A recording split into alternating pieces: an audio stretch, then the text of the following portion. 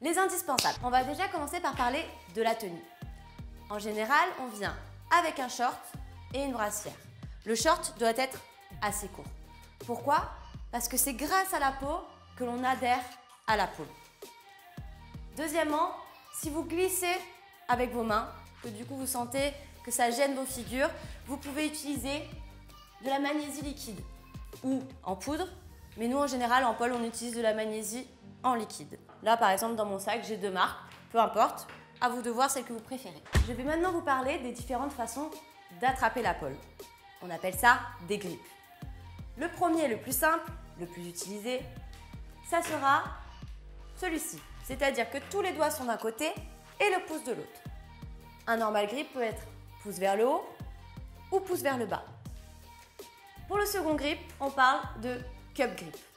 Le cup grip, ça va être comme ceci. C'est-à-dire que le pouce est avec le reste des doigts.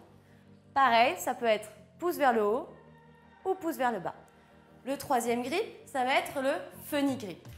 Je viens me mettre au niveau de l'extérieur du bras contre la barre et je viens l'englober par l'avant. Et on vient attraper la pôle, soit en normal grip, soit en cup grip selon l'utilisation.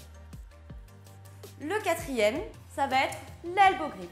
On vient attraper la pôle au niveau de l'intérieur du coude et on serre fort. Le dernier, c'est le twist grip. On vient se mettre en normal grip, la main au-dessus de la tête.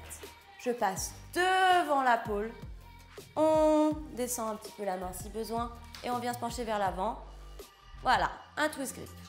Attention, si ça tire trop dans l'épaule, voilà, n'hésitez pas à relâcher un petit peu le haut du corps ou à descendre la main. En pôle, on a aussi des expressions. Je vais vous les décrire pour être sûr que vous les compreniez bien et que vous sachiez de quoi on parle. Quand on parle de poser le coude, c'est pas poser le coude. C'est vraiment poser en fait l'avant-bras. D'accord? Donc souvent en attrapant la pôle.